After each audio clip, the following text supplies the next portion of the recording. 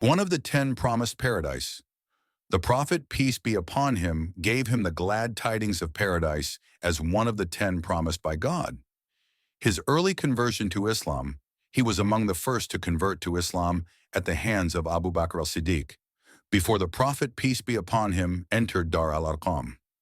One of the 6 members of the Shura Council, Umar ibn al-Khattab, chose him as one of the 6 entrusted with choosing the successor to the caliph.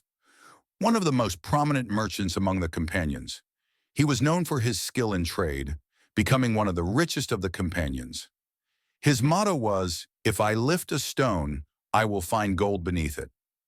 His migration to Abyssinia. He was among those who migrated to Abyssinia, fleeing the persecution of Muslims by the Quraysh. His migration to Medina. He migrated to Medina with his brother, the Prophet, peace and blessings be upon him, along with Sa'd ibn al-Rabi, who offered him half of his wealth, but he preferred trading. His blessing in trade. He started his business with a small capital, but he soon became one of the richest companions due to Allah's blessing in his livelihood. His generosity and kindness.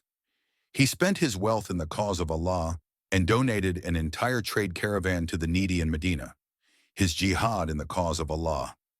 He participated in most of the battles with the Prophet, peace be upon him, including the battles of Badr and Uhud.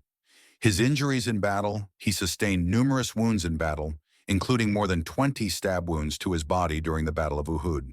His humility, despite his wealth. Despite his great wealth, he was ascetic and humble, eating the food of the poor. His good political management.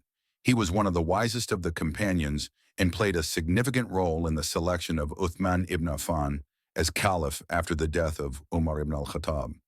He left a large sum of money for the needy.